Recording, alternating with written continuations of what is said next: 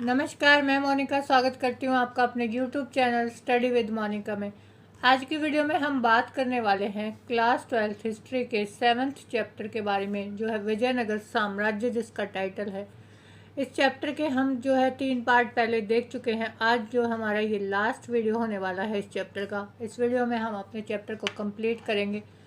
जो इससे पहले की जो वीडियो थी, इस पार्ट में हमने देखा कि जो विजयनगर साम्राज्य है उसका राजनीतिक केंद्र कैसा था, उसका प्रशासनिक केंद्र कैसा था, शहरी केंद्र के बारे में हमने बात की। अब हम देखते हैं कि धार्मिक केंद्र जो विजयनगर साम्राज्य है वहाँ पर जो है धार्मिक केंद्र किस तरह से व्यवस्थित था।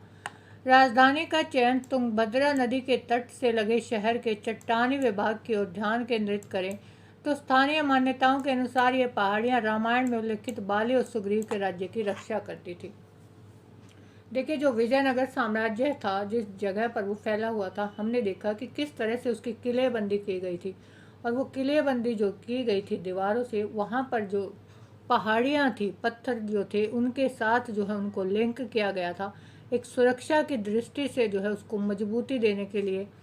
तो ये बताया जाता है कि ये जो राजधानी थी, इसका जो है इसको कोरिलेट किया गया है रामायण के साथ, कि ये माना जाता है कि ये वही स्थान है, ये वही पहाड़ियाँ हैं कि जब रामायण में बाली और सुग्रीव का जो राज्य था, उनकी जो रक्षा करने के लिए ये पहाड़ियाँ थी, इसी तरह से अब विजयनगर साम्राज्य की ये पहाड़ियाँ जो है रक्षा कर सकती हैं या कर रही हैं। अन्य मान्यताओं के अनुसार स्थानीय मातृ देवी पंपा देवी ने इन पहाड़ियों में विरूपाक्ष, जो राज्य के संरक्षक देवता और शिव का एक रूप माने जाते हैं, से विवाह के लिए तप किया था। अब क्या बताया गया है इन पहाड़ियों के बारे में? ये वही पहाड़ियाँ हैं जहाँ पर हमने देखा कि विजयनगर में जो एकमात्र देवी इनकी थी, पंपा देवी, उसकी पूजा की जाती थी। अब वो पंपा देवी कौन थी? ये वो देवी थी जिन्होंने विरूपाक्ष, विरूपाक्ष किसका रूप माना गया है? शिवजी भगवान का। कि भाई शिवजी भगवान से जो है विवाह करने के लिए ये जो पंपा देवी थी, उन्होंने यहाँ पर तपस्या की थी इन पहाड़ियों में। तो इन पहाड़ियों का देखिए कितना महत्व जो है प्राचीन समय से यहाँ पर रहा है, किस तरह से ये जो विजयनगर साम्राज्य की रक्षा कर रही हैं। आज तक यह विवाह विरूपाक्ष मंदिर में हर वर्ष धूमधाम से आयोजित किया जाता है। और अब ये प्रथा बन गई है कि हर वर्ष जो इनका एक नियत एक दिन बना दिया गया है कि भाई इस दिन जो है इस तरह से जो पंपा देवी ने जो है शिव के लिए यहाँ तपस्या की थी, तो यहाँ पर जो है इस विरूपाक्ष मंदिर जो है उसमें जो है ये विवाह का जो है आयोजन किया जाता है बहुत धूमधाम से। इसको एक त्यौहार के रूप में, एक फेस्टिवल के रूप में ये लोग मनाते हैं। इन पहाड़ियों में विजयनगर साम्राज्य के पूर्वकालिक जैन मंदिर भी मिले हैं। अब देखिए यहाँ पर ना सिर्फ शिव की, क्योंकि हमने देखा कि जो विजयनगर साम्राज्य के जो शासक थे वो हिंदू थे और वो जो है शिव भगवान, विष्णु भगवान इनकी पूजा करते थे, इनको मानते थे। लेकिन यहाँ पर हमें जैन मंदिर भी देखने को मिले हैं। दूसरे शब्दों में यह क्षेत्र कई धार्मिक मान्यताओं से संबंध था। मतलब यहाँ पर सिर्फ एक ही मान्यता नहीं है, केवल हिंदू धर्म हमें देखने को नहीं मिलेगा, भिन्न भिन्न जो है धार्मिक मान्यताएं हमें इस साम्राज्य में देखने को मिली। क्षेत्र के मंदिर निर्माण का इतिहास लंबा रहा है, जो पल्लव, चालुक्य और चोल वंश तक जाता है। अब जो ये क्षेत्र था, इसकी हमने बात की कि इसमें जो है तमिलनाडु, कर्नाटक, महाराष्ट्र का जो है कुछ भाग है, आंध्र प्रदेश, केरल, और ये सारा जो एरिया था ये विजयनगर साम्राज्य के अंतर्गत आता था। तो इससे पहले अब यहाँ जो विजयनगर साम्राज्य आया वो 14वीं शताब्दी में आया। लेकिन जब 7वीं से 11वीं शताब्दी तक यहाँ पर बहुत सारे वंश रहे हैं, जो पल्लव है, चालुक्य हैं, चोल वंश हैं, जिन्होंने यहाँ पर बहुत सारे मंदिरों का निर्माण करवाया है। तो ये जो मंदिरों का इतिहास है, ये जो है इनका बहुत लंबा रहा है। शुरू से ही जो है पल्लव, चालुक्य, चोल वंश के जो शासक हैं वो यहाँ मंदिरों का निर्माण करवाते आए हैं। आमतौर पर शासक अपने आप को ईश्वर से जोड़ने के लिए मंदिर निर्माण को प्रोत्साहन देते थे। अब जो राजा होते थे वो मंदिर निर्माण क्यों करवाते थे? ज़्यादा से ज़्यादा वो ये दिखाने की कोशिश करते थे प्रजा के सामने कि भाई वो ईश्वर से जुड़े हुए हैं। या तो वो, कई बार हमने देखा कि कुछ शासक ऐसे थे जो अपने आप को देवतुल्य मानते हैं कि भाई हम देवताओं के समान हैं, या फिर वो ईश्वर के प्रति अपनी उपासना, अपनी भक्ति दिखाने के लिए वो मंदिरों का निर्माण करवाते थे, ताकि जो ज़्यादा से ज़्यादा जनता का समर्थन वो शासक पा सकें। अब जो मंदिर थे वो शिक्षा के केंद्र के रूप में भी कार्य करते थे। सिर्फ धार्मिक कार्यों के रूप में ही मंदिरों का जो है प्रयोग नहीं किया जाता था, बल्कि शिक्षा भी वहाँ पर मिलती थी। शिक्षा किस तरह से मिलती थी? देखिए, जो मंदिर है वहाँ पर क्या करते, भिन्न भिन्न तरह के प्रयोजन होते हैं, यज्ञ होते हैं, अनुष्ठान होते हैं, वेद ग्रंथ जो होते हैं उनका जो है पाठ किया जाता है। तो मंदिरों को एक शिक्षा के केंद्र के रूप में भी देखा जा रहा है। शासकों और अन्य लोग जो मंदिर के रखरखाव के लिए भूमि या अन्य संपदा दान में देते थे। अब जो मंदिर थे उनका निर्माण करना है, उनका जो है देखभाल करनी है, उसके लिए शासक भी होते थे और अन्य लोग जो उनके रखरखाव के लिए क्या करते थे, संपदा मतलब धन संपत्ति या फिर भूमि जो है वो दान में देते थे। अतः मंदिर महत्वपूर्ण धार्मिक, सामाजिक, सांस्कृतिक, आर्थिक केंद्रों के रूप में विकसित हुए। तो जो मंदिर थे उनका सिर्फ धार्मिक महत्व ही नहीं रहा, बल्कि सामाजिक, सांस्कृतिक, आर्थिक केंद्रों के रूप में जो है मंदिरों को उस समय में देखा जाता था। विजयनगर के शासक भगवान विरूपाक्ष की ओर से शासन करने का दावा करते थे।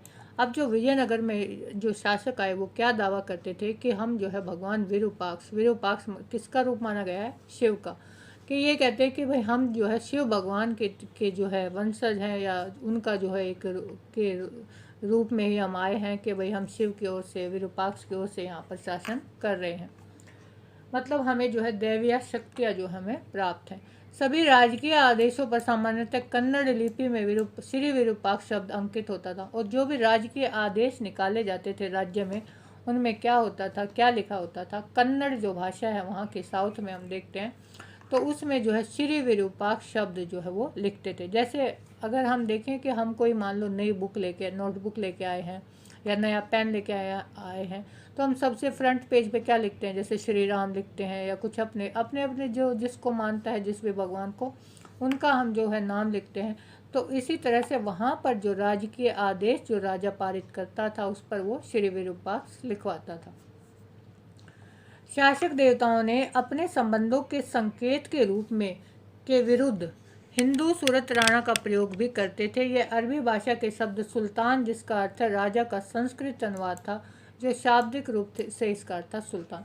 अब जो शासक जो देवता थे, अब वो जो है इन संकेतों के विरुद्ध वो क्या करते थे, वो और क्या लिखते थे अपने वहाँ पर? सूरत राणा, जिसका मतलब जो है अरबी में जिसको क्या कहते हैं? सुल्तान। और इसका संस्कृत अनुवाद था, जो राजा का संस्कृत अनुवाद था सूरत राणा, लेकिन हिंदी में जो उसको क्या कहा जाता था? हिंदू सुल्तान। अब हम देखते हैं गोपुरम और मंडप। मंदिर स्थापत्य के संदर्भ में इस समय तक कई नए तथ्य प्रकाश में आते हैं।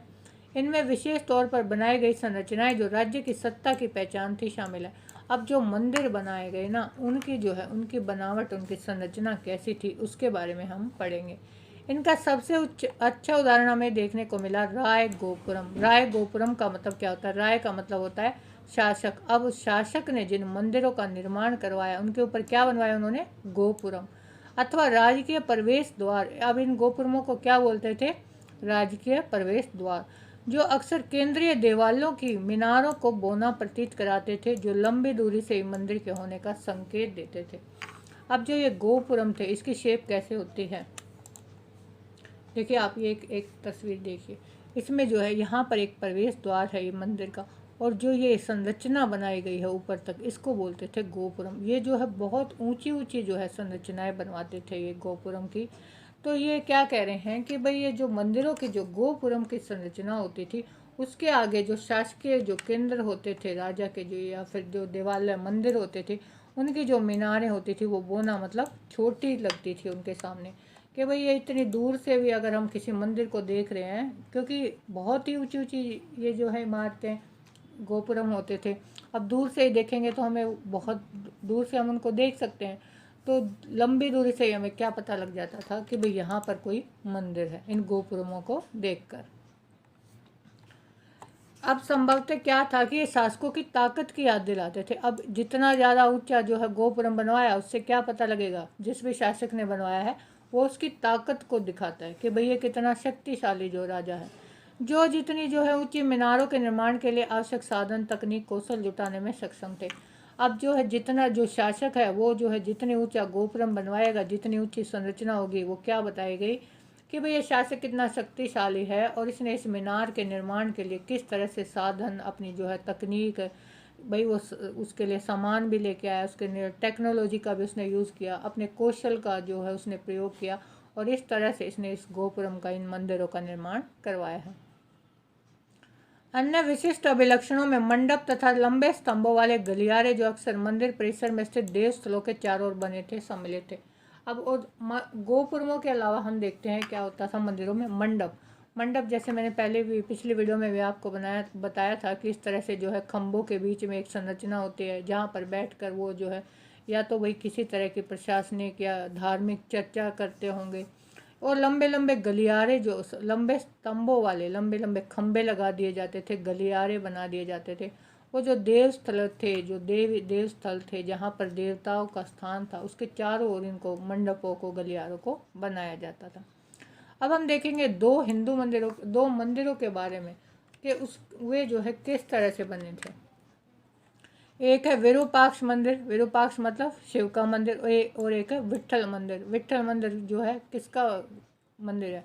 इसको माना जाता है भगवान विष्णु का मंदिर। महाराष्ट्र में जो है विट्ठल मंदिर जो है बहुत फेमस है, क्योंकि भगवान विष्णु का जो है वो लोग पूजा करते हैं। तो विरूपाक्ष मंदिर का निर्माण कई स्थानों में हुआ था। हालांकि अभिलेखों से पता चलता है कि सबसे प्राचीन मंदिर नवीं 10वीं, ये स्थानों नहीं है, सॉरी, यहाँ पर आएगा कई वर्षों में, ये प्रिंटिंग मिस्टेक है कि भाई जो विरूपाक्ष मंदिर का निर्माण था उसका कई वर्षों में जो उसका निर्माण हुआ, लेकिन सबसे प्राचीन मंदिर जो है वो 9वीं और 10वीं शताब्दियों में हमें देखने को मिला। ये नहीं है कि भाई एक बार में ही वो मंदिर बन गया था, नहीं, धीरे धीरे उसका जो है उसको एक्सपेंड करते जा रहे थे, उसका जो है विस्तार करते जा रहे थे। लेकिन जो सबसे प्राचीन था वो कब मंदिर देखने को मिलता है हमें? 9वीं शताब्दी और 10वीं शताब्दी में। विजयनगर साम्राज्य की स्थापना के बाद से कहीं और अधिक बड़ा कर दिया गया। देखिए पहले जो है एक मंदिर जो था वो विरूपाक्ष, वो एक थोड़ा छोटा मंदिर था, लेकिन जब विजयनगर साम्राज्य की स्थापना हुई वहाँ पर जो है पंपा देवी को और विरूपाक्ष की जो है बहुत मान्यता मानी गई, लोग उनका पूजन करते थे, तो उसको एक और इम्पोर्टेंट जो है एक स्थान मिला, एक महत्वपूर्ण स्थान दिया गया और उसका विस्तार किया गया, मंदिर उसको जो है बड़ा किया गया। मुख्य मंदिर के सामने बना मंडप जो है कृष्णदेवराय ने अपने राज्यारोहण के उपलक्ष्य में बनवाया था। अब जो विरूपाक्ष मंदिर के सामने जो है मंडप बना है वो किसने बनवाया था? कृष्णदेवराय ने। कृष्णदेवराय हमने पहले डिस्कस किया था कि जो तुलु वंश के बहुत ही प्रतापी शासक थे, जिनको आंध्र भोज भी कहा जाता है, मतलब आंध्र का राजा। तो उन्होंने अपने राज्यारोहण के उपलक्ष्य में, जब वो राजा बने थे, तो उसके उपलक्ष्य में उन्होंने ये मंडप का जो है निर्माण करवाया था। इसे सूक्ष्मता से उत्कीर्णित स्तंभों से सजाया गया था। और सूक्ष्मता से उत्कीर्णित का मतलब क्या है? सूक्ष्मता मतलब बहुत बारीकी से, उत्कीर्ण मतलब वहाँ पर जो है उन खम्भों के ऊपर जो है चित्रकारी की गई है, बहुत बारीकी से उसके ऊपर जो है चित्रकारी की गई है, और उसको जो है मंडप को सजाया गया है। पूर्वी गोपुरमों के निर्माण का श्रेय भी उसे ही जाता है। और अब जो है इस मंदिर के जो पूर्व में जो गोपुरम बना है उसका श्रेय, मतलब उसको भी किसने बनवाया? कृष्णदेव राय ने। मंदिर के सभागारों का प्रयोग विभिन्न प्रकार के कार्यों के लिए होता था। अब इसमें जो है सभा स्थल भी बनाए गए हैं मंदिर में जगह जगह पर, उनका प्रयोग किस लिए होता था? इनमें से कुछ ऐसे थे जिनमें देवताओं की मूर्तियां रखी गई हैं, कुछ संगीत, नृत्य, नाटकों के विशेष कार्यक्रमों को देखने के लिए रखे जाते थे। अब ये सभागार थे, यहाँ पर तरह तरह के कार्य होते थे। कुछ स्थल हैं जहाँ पर देवताओं की मूर्तियाँ रखी गई हैं, कुछ जो है संगीत, नृत्य या नाटक, इस तरह के सांस्कृतिक कार्यक्रमों के लिए इनका प्रयोग किया जाता था। अन्य सभागारों का प्रयोग देवी देवताओं के विवाह के उत्सव पर आनंद मनाने, और कुछ अन्य का प्रयोग देवी देवताओं को झूला झुलाने के लिए किया जाता था। कुछ सभागार हैं उनका प्रयोग किस लिए किया जाता था? देखिए देवी देवताओं का विवाह, हमने देखा कि जो विरूपाक्ष और जो पंपा देवी है उनके विवाह का जो भव्य आयोजन है, हर साल ये लोग जो है अपनी मान्यता के अनुसार अपने मंदिर में करते हैं और जो है अपने देवी देवताओं को झूला झुलाते हैं, तो वहाँ पर भी इन सभागारों का प्रयोग किया जाता है। अब आप ये जो है देख रहे हैं, ये जो है विरूपाक्ष मंदिर है, उसकी तस्वीर है। देखिए पूरी पीछे पहाड़ियाँ आप देख सकते हैं, किस तरह से पूरा खुला एरिया है, और बहुत ही ऊंचे ऊंचे इसमें देखिए गोपुरम बने हैं। ये जो ऊंचे ऊंचे जो आप देख रहे हैं इसको क्या बोलते हैं? गोपुरम। तो इस तरह से ये बहुत ही भव्य मंदिर है। अब दूसरा मंदिर आता है विट्ठल स्वामी का। दूसरा देवस्थल विट्ठल मंदिर भी रोचक है। यहाँ के मुख्य देवता विट्ठल थे, जो सामान्य महाराष्ट्र में पूजे जाने वाले विष्णु के एक रूप है। जो विट्ठल का मंदिर है वो किसका प्रतीक है? विष्णु का। और जो विरूपाक्ष का मंदिर था वो किसका था? शिव का।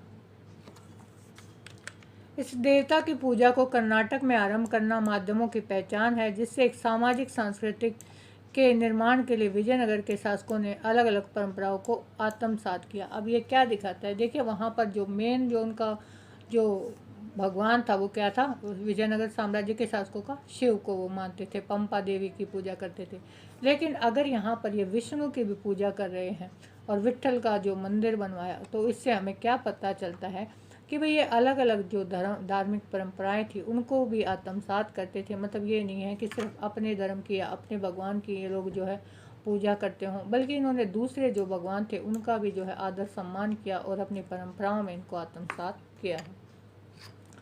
अन्य मंदिरों की तरह ही इस मंदिर में भी कई सभागार हैं और रथ के आकार का यह अनूठा मंदिर है। इस मंदिर की एक विशेषता है, सभागार तो देखो हमें जो है कई मंदिरों में देखने को मिल जाते हैं, लेकिन इसकी जो विशेषता है वो क्या है कि ये जो मंदिर है वो रथ के आकार का है। देखिए आप पिक्चर में देख सकते हैं कि इसको जो है रथ के आकार का ये मंदिर बनाया गया है। ये इसके पहिए हैं, इधर से ये हाथी हैं जो इसको जो है जैसे रथ को हाथी खींच रहा होता है, तो इस तरह से इस शेप में जो है इस मंदिर को विट्ठल स्वामी का जो मंदिर है, विष्णु का मंदिर है, उसको बनाया गया। अब हम देखते हैं कि मंदिरों, महलों और बाजारों का अंकन, जो विजयनगर साम्राज्य के बारे में जो हमें साक्ष्य मिले, जब इतिहासकारों ने उसका अंकन किया, उसके जो ग्राफ नक्शे बनाए वो किस तरह से बनाए। हमने विजयनगर के विषय की जानकारी में भंडार का विश्लेषण किया। फोटोग्राफ, नक्शे, संरचनाओं के खड़े रेखा चित्र, मूर्तियाँ, जो हमें बहुत सारे साक्ष्य मिले हैं उसमें हमें फ़ोटो मिले, नक्शे मिले, जो भी संरचनाएं थी, मूर्तियाँ थी। अब जो है ये सब खोजा कैसे गया? मैकेंजी द्वारा किए गए आरंभिक सर्वेक्षणों के बाद यात्रा वृत्तांत और अभिलेखों से मिली जानकारी को एक साथ जोड़ा गया। मैकेंजी ने देखा, हमने देखा था कि भाई हम्पी की खोज किसने की थी? कर्नल मैकेंजी ने। तो उसने जो है सर्वेक्षण आरंभ किया, उसके बाद जो है इतिहासकारों के यात्रा वृत्तांत उसने देखे, जो शासकों के अभिलेख थे उनको जो है एक साथ जोड़कर बहुत सारी जानकारियाँ इकट्ठी की गई, जिससे हमें इन सब चीज़ों के बारे में, विजयनगर साम्राज्य के बारे में पता लगा।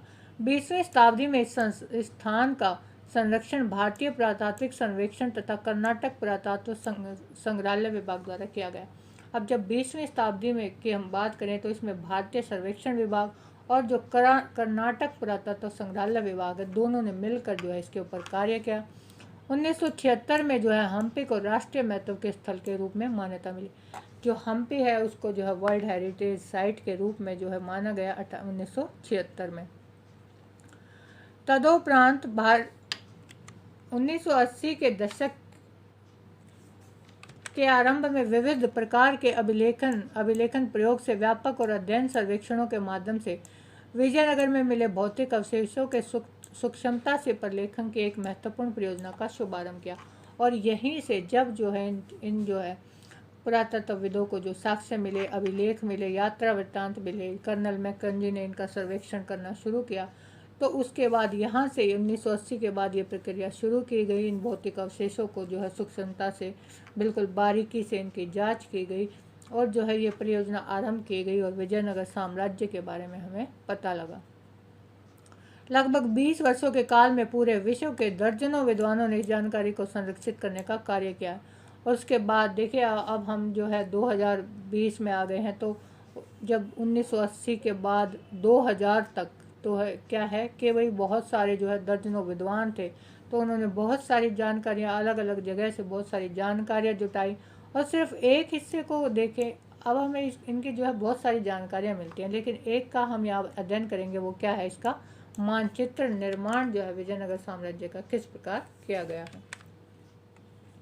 इसका पहला चरण था, संपूर्ण क्षेत्र को 25 वर्गाकार भागों में बांटा गया था। देखिए जो नक्शा बनाया गया, मानचित्र बनाया गया, इसमें क्या गया कि भाई इसमें वर्ग के आकार के जो है ऐसे ऐसे खाने बनाए गए, वर्ग के आकार के। वो कितने बनाए गए? 25। और प्रत्येक वर्ग को वर्णमाला के एक अक्षर, जैसे पहला बनाया तो वर्णमाला के में उसमें क्या लिख दिया? ए, ठीक है। दूसरा, उसके बाद दूसरा होगा, उसमें क्या लिख देंगे? बी। तो इस तरह से जो है इनको वर्णमाला के अक्षरों से जो है इंगित किया, और फिर छोटे वर्गों को पुनः और भी छोटे भागों में, फिर जो है इस ये जो एक बनाया, ए बनाया, फिर इसमें और पार्ट बना दिए एक के अंदर, फिर इसमें जैसे 1 2 3 या इस तरह से फिर लिख दिया। लेकिन इतना ही काफ़ी नहीं था, इन छोटे भागों को फिर और छोटी इकाइयों में बांटा। जैसा कि आप देख सकते हैं कि गहन सर्वेक्षण बहुत परिश्रम से किए गए हैं। तो ये जो मानचित्र कार्य था, इसमें जो है बहुत मेहनत से इन लोगों ने कार्य किया, और इनसे हजारों संरचनाओं के अन्य छोटे दलों से लेकर विशाल मंदिरों तक को पुनः उजागर किया। तो जिस तरह से इन्हें अपना मानचित्रण कार्य करके सारे साक्ष्यों का अध्ययन किया, और छोटी छोटी चीज़ों से लेकर बड़े बड़े मंदिर जो है सबका जो है इन्होंने रूपरेखा तैयार की, उन पर लेखन कार्य भी किया, उनके बारे में लिखा भी। इस सब के कारण सड़कों, रास्तों, बाजारों आदि के अवशेषों को पुनः प्राप्त किया जा सका, और उनके जो साक्ष्यों के आधार पर ही फिर हमें पता लगा कि कहाँ पर जो है यहाँ पर सड़कें होंगी, कहाँ रास्ते थे, कहाँ बाजार थे। इन सभी की स्थिति की पहचान स्तंभ, आधारों और मंचों के माध्यम से की गई, और इनकी जो है इनकी जगह की पहचान कैसे की गई, या तो वहाँ पर खंबे थे, स्तंभ थे उनके, या फिर आधार थे, मंच थे बड़े बड़े, जैसे हमने देखा महानवमी डिब्बा।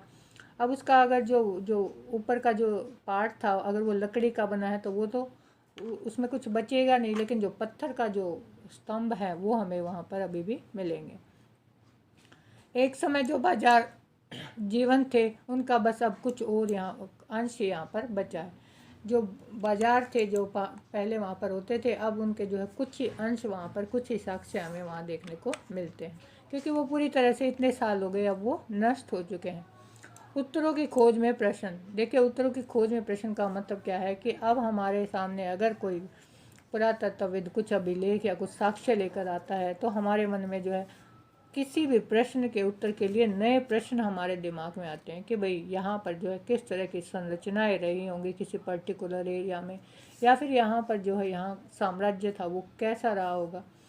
सुरक्षित भवन हमें उन तरीकों के विषय में बताते हैं जिनसे स्थानों को व्यवस्थित किया गया और उन्हें प्रयोग में लाया गया। हमने देखा सुरक्षित भवन का मतलब क्या है कि विजयनगर साम्राज्य में जब हमने देखा कि किलेबंदी की गई थी, नगर को सेव किया गया था, तो उससे पता चलता है कि भाई ये जो है कितने व्यवस्थित तरीके से ये यहाँ पर जो है बनाए गए थे। वैसे हमें यह भी बताते हैं कि किन वस्तु और तकनीकों उनका निर्माण किया गया और कैसे किया गया, और हमें ये भी पता लगता है कि भाई ये जो शहर की जो व्यवस्था है यहाँ पर किस किस टेक्नोलॉजी का प्रयोग किया, किन किन वस्तुओं का प्रयोग किया गया और किस तरह से किया गया।